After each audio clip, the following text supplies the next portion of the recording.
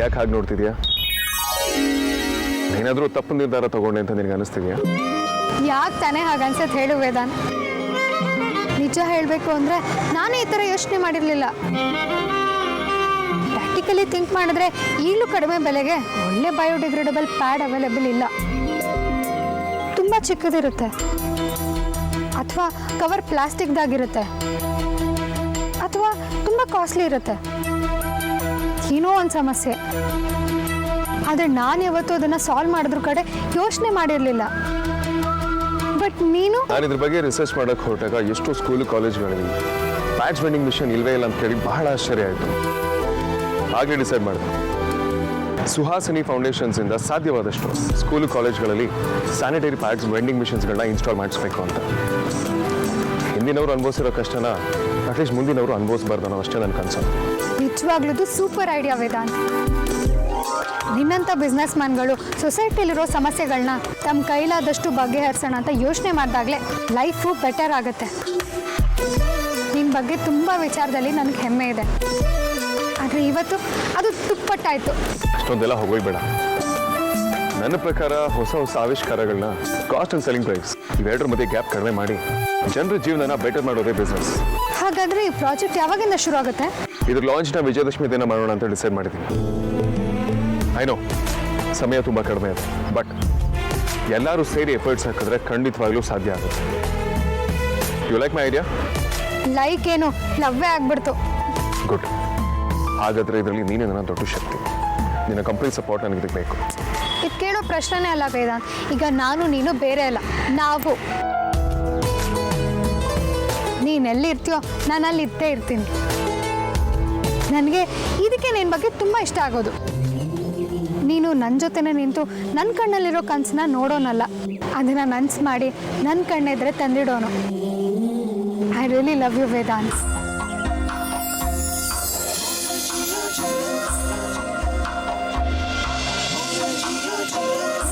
I love you too, Amulya.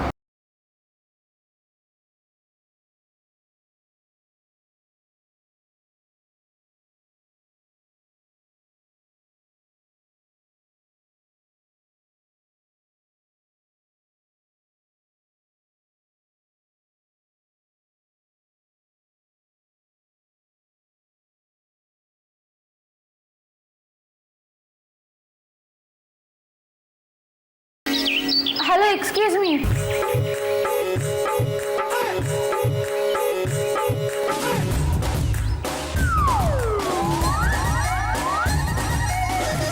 ಎಲ್ಲಿಂದ ಬರ್ತಾ ಇದೆ ಸವಾರಿ? ನಿನ್ನೆ ನೈಟ್ ನಾವೆಲ್ಲ ಆಟಾಡಿ ಒಟ್ಟಿಗೆ ಮಲಗಿದ್ವಿ ತಾನೆ. ಬೆಳಗ್ಗೆ ಎದ್ದು ನೋಡೋಷ್ಟೊತ್ತಿಗೆ 2 ಸೀಟ್ ಗಾಯಬ. ಎಲ್ಲಿ ಹೋಗಿದ್ರಿ? ಅದು ಅಲ್ಲದೆ ನನಗೆ ಗೊತ್ತಿರೋ ಪ್ರಕಾರ, ನಾನು ಅಬ್ಸರ್ವ್ ಮಾಡಿರೋ ಪ್ರಕಾರ, ನಿನ್ನೆವರೆಗೂ ನೀವಿಬ್ರು ಕಿತ್ತಾಡ್ತಾನೆ ಇದ್ರಿ.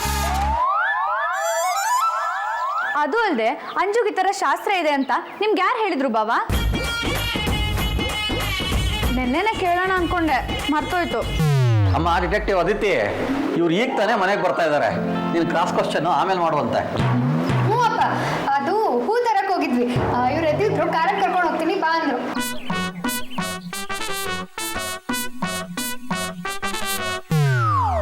ಇದ್ಯಾಕಮ್ಮ ಕೈಗೆ ಬಟ್ಟೆ ಕಟ್ಕೊಂಡಿದ್ಯಾ?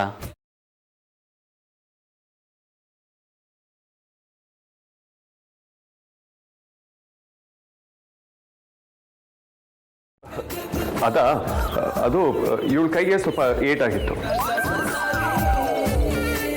ಏನು ಏಟಾಗಿತ್ತಾ? ಏನಪ್ಪ ಹೀಗೆ ಹೇಳ್ತೀಯಾ? ಇವಳಿಗಂತೂ ಗೊತ್ತಾಗೋದಿಲ್ಲ. ಏನಾದರೂ ಒಂದು ಏಟ್ ಮಾಡ್ಕೊತಾನೆ ಇರ್ತಾಳೆ. ನೀನಾದರೂ ನೋಡ್ಕೋಬಾರ್ದಾ? ಎಲ್ಲಿ ಏನಾಯ್ತು ತೋರಿಸು. ಅಯ್ಯೋ ಅಪ್ಪ, ಆಗಿರೋದು ಏಟಷ್ಟೇ, ಗಾಯ ಅಲ್ಲ. ಸಣ್ಣ ನೋವಿದೆ, ಮತ್ತೇನಿಲ್ಲ. ಹೇಗಮ್ಮ ಮಾಡ್ಕೊಂಡೆ? ಏನಾಯ್ತು? ಅದು ನಿಮ್ಮ ಮಗಳು ಸ್ವಲ್ಪ ತರಲೇ ಅಲ್ವಾ? ಹೋಗ್ಬೇಕಾದ್ರೆ ಡೋರ್ ಲಾಕ್ ಮಾಡುವಾಗ ಮೊಬೈಲ್ ಒಳಗಡೆನೆ ಬಿಟ್ಟಿದ್ದಾಳೆ ಅಂತ ರಿಯಲೈಸ್ ಆಗಿದೆ. ಇನ್ನೇನು ಡೋರ್ ಲಾಕ್ ಆಗ್ತಿತ್ತು, ಅಷ್ಟೊಂದು ಕೈ ಅಡ್ಡಾಗಿತ್ತು. ಡೋರ್ಗೆ ಕೈ ಸಿಕ್ಕಾಕೊಂಡು ಸ್ವಲ್ಪ ಜಜ್ಜ್ ಹೋಗೋ ಥರ ಆಗಿದೆ.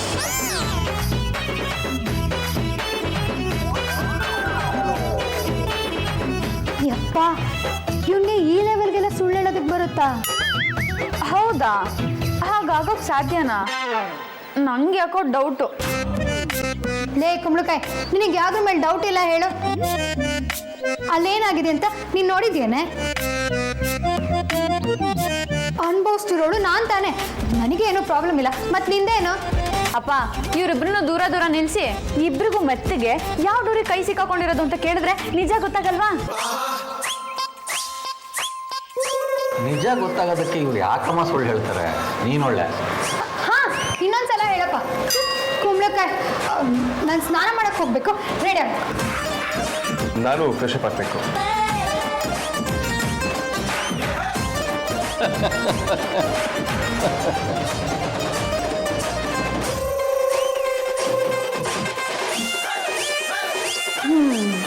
ದಾಲ್ ಮೇ ಕುಚ್ ಕಾಲಾ ಹೇ. ಏನೋ ಮಿಸ್ ಹೊಡಿತಾ ಇದೆಯಲ್ಲ.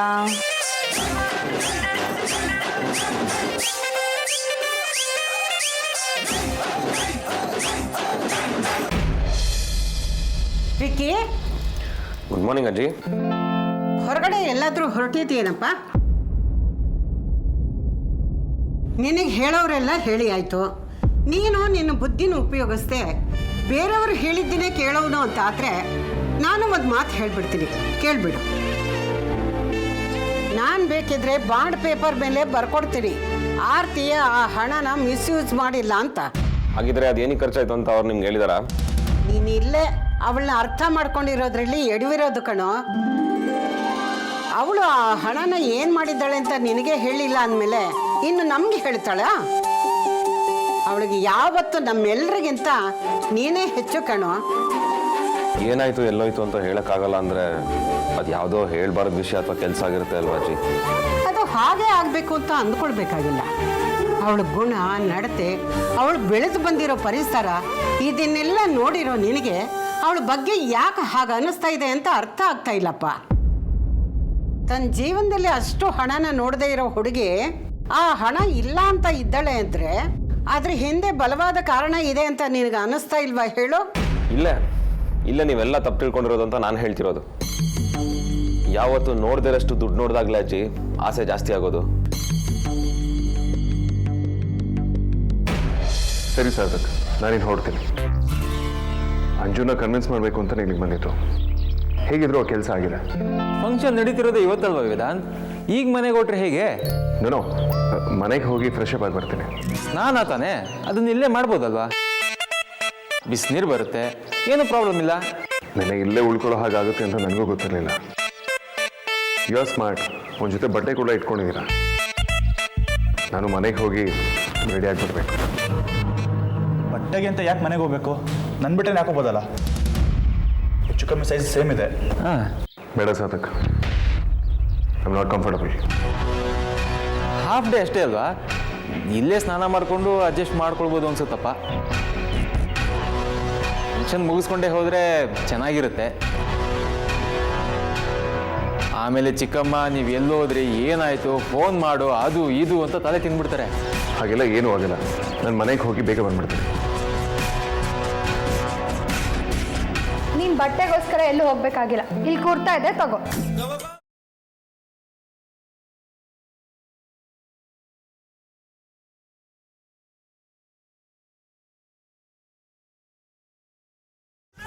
ಇದು ಅಣ್ಣಂಗೆ ಅಂತ ತಂದಿದ್ದು, ನಿಂಗೂ ಆಗುತ್ತೆ ಅನ್ಸುತ್ತೆ.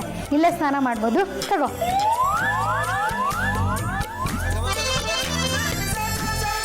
Thank you.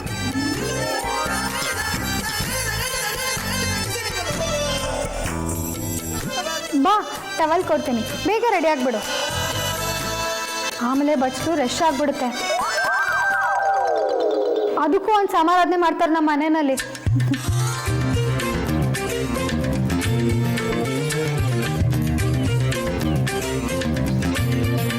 ಅಲ್ಲ, ನೆರಳು ನೋಡಿದ್ರು ಕಿತ್ತಾಡ್ತಿದ್ದವರು ಹೀಗಿರೋಕ್ಕೆ ಸಾಧ್ಯ ಏನಾದ್ರು? ನನಗೂ ಅದೇ ಅರ್ಥ ಆಗ್ತಿಲ್ಲ ಬಾಬಾ. ಅಮೂಲ್ಯ ಯಾವಾಗಲೂ ಅಣ್ಣ ಕೋಪಿಷ್ಟ, ಅವನು ವೇದಾಂತ್ ವಸಿಷ್ಠ ಅಲ್ಲ, ವೇದಾಂತ್ ವಿಚಿತ್ರ, ಹಾಗೆ ಹೀಗೆ ಅಂತ ಬೈತಾನೆ ಇರೋರು. ಇನ್ನು ಅಣ್ಣನೋ ಹುಡುಗಿರಂದ್ರೆ ಉರ್ದು ಬೀಳ್ತಿದ್ದ. ಆದರೆ ಇಲ್ಲಿ ನೋಡಿದರೆ ಆವು ಮುಕ್ತಿ ಫ್ರೆಂಡ್ಶಿಪ್ ಮಾಡ್ಕೊಂಡು ಆರಾಮಾಗಿರೋ ಥರ ಅನಿಸ್ತಾ ಇದೆ. ನೀನಾದರೂ ಇಷ್ಟೇ ನೋಡಿರೋದು, ಆದರೆ ನಾವು ಇವರಿಬ್ರದ್ದು ತುಂಬ ಬಣ್ಣಗಳು ನೋಡ್ಬಿಟ್ಟಿದ್ದೀವಿ. ಆದರೆ ಇದೆಲ್ಲ ನೋಡಿನೂ ನಮ್ಮ ಕಣ್ಣುಗಳು ಇನ್ನೂ ಇಷ್ಟು ಚೆನ್ನಾಗಿ ಕೆಲಸ ಮಾಡ್ತಿದೆ. ನಂಗದೇ ದೊಡ್ಡ ಆಶ್ಚರ್ಯ.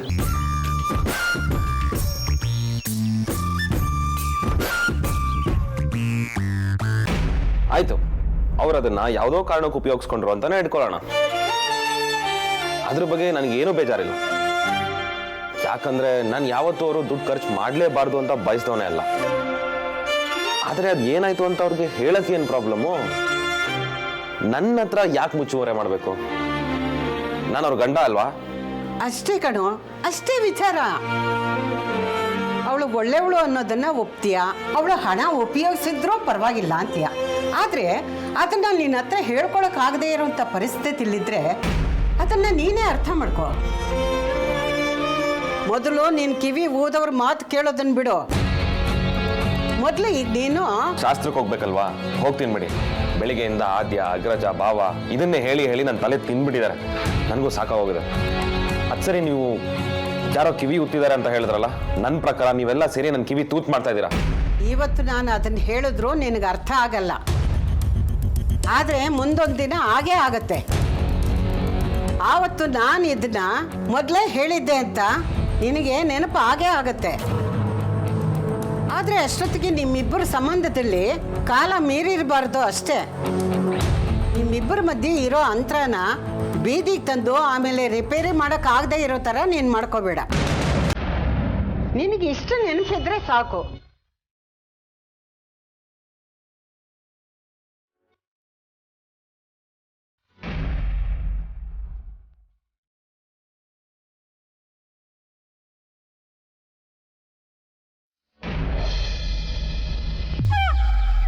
ಚೇಚೆ, ಡಬಲ್ ಥರದ್ದು ಬರ್ತಿಟ್ನಾ?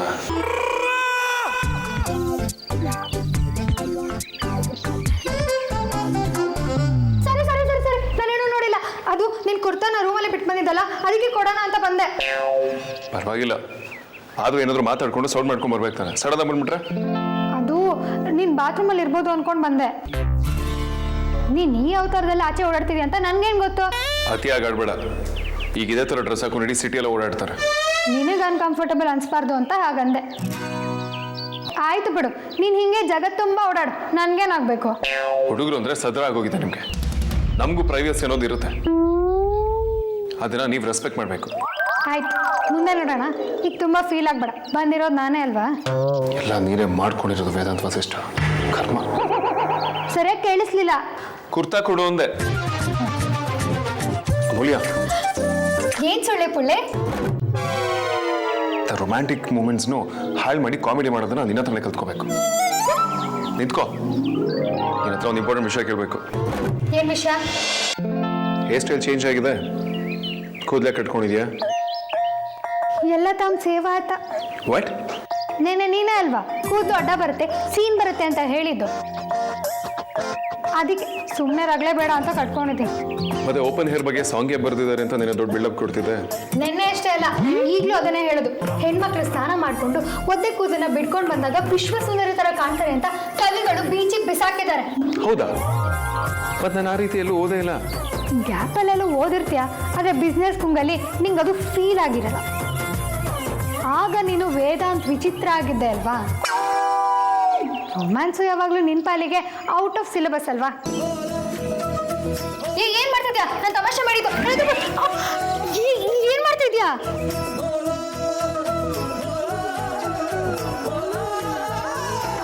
ಸಡನ್ ಆಗಿ ಏನಾಯ್ತು ನಿನ್ಗೆ?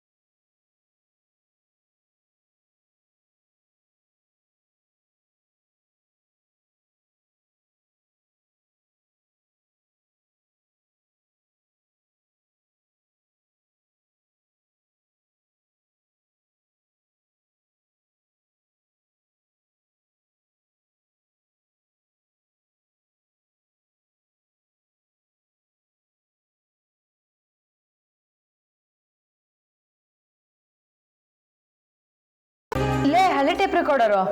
ಗೊಂಬೆಗೆ ಏನೋ ಒಂದು ಮಿಸ್ಸಿಂಗ್ ಅನಿಸ್ತಿಲ್ವಾ? ಏನೇ ಕಮ್ಮಿ, ನನ್ನ ತಂಗಿ ಸರಿಯಾಗೇ ಇದ್ದಾಳೆ.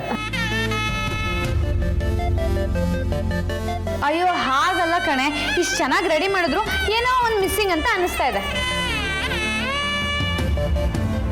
ಮಿಸ್ಸಿಂಗಾ? ಏನದು? ಅಯ್ಯೋ ಅಕ್ಕ, ಏನೋ ಕಮ್ಮಿ ಇದೆ ಇನ್ನೇನೋ ಬೇಕು ಅಂತ ಹೇಳೋರ್ಗೆ ಏನ್ ಬೇಕು ಅಂತ ಮಾತ್ರ ಗೊತ್ತಿರಲ್ಲ. ಅದಕ್ಕೆ ಅವರು ಇನ್ನೇನೋ ಬೇಕು ಅಂತ ಹೇಳಿ ತಿಳಿಸ್ಬಿಡ್ತಾರೆ.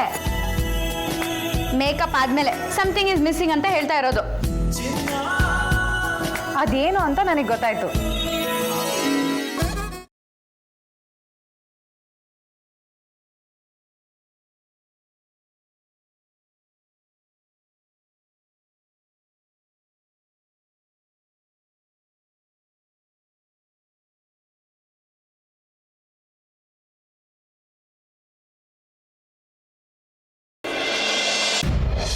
ಏನು ಮಾಡ್ತಿದ್ಯಾ?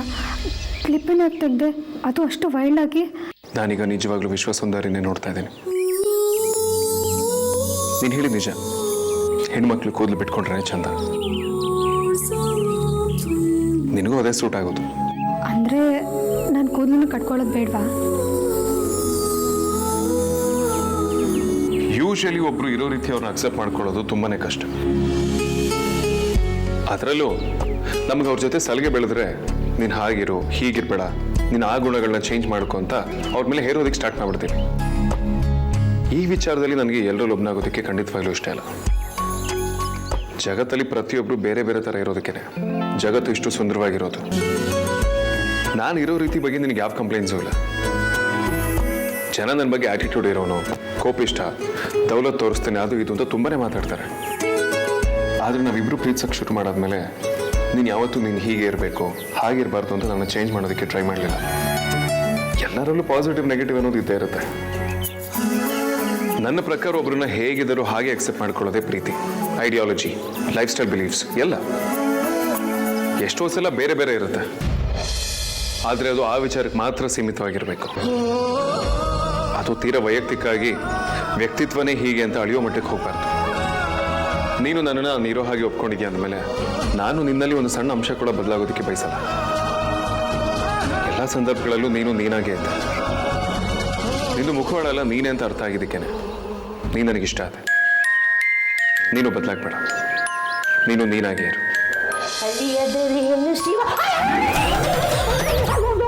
ಶಿವ ಶಿವ, ಬೆಳಗ್ಗೆ ಏನೆಲ್ಲ ನೋಡ್ಬೇಕಾಗಿ ಬಂತಪ್ಪ.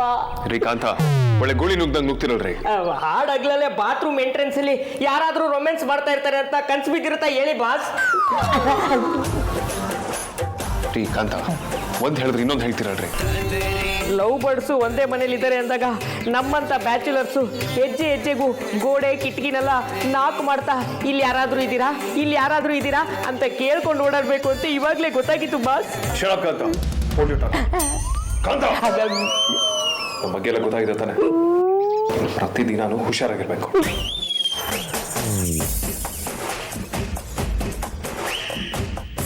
ಅಲ್ಲ, ನಮ್ಮ ಬಾಸು ಸಿಂಗಲ್ ಆಗಿದ್ದಾಗ್ಲೂ ಅರ್ಥ ಆಗ್ಲಿಲ್ಲ, ಮಿಂಗಲ್ ಆದ್ಮೇಲೂ ಅರ್ಥ ಆಗ್ಲಿಲ್ಲ. ಇವರಿಬ್ರು ಲವ್ ಮಾಡೋದಕ್ಕೆ ನಾನು ಯಾಕೆ ಹುಷಾರಾಗಿರ್ಬೇಕು? ಅಲ್ಲ, ನಾನು ಬಂದ್ರೆ ಓಕೆ, ಬೇರೆ ಯಾರಾದರೂ ಬಂದ್ಬಿಟ್ಟಿದ್ರೆ ಅಪ್ಪ ಶಿವಪ್ಪ ಇವರಿಬ್ರು ಸೀಕ್ರೆಟ್ನು ಕಾಪಾಡಿ ನನ್ನ ಪ್ರಾಣ ಉಳಿಸಪ್ಪ.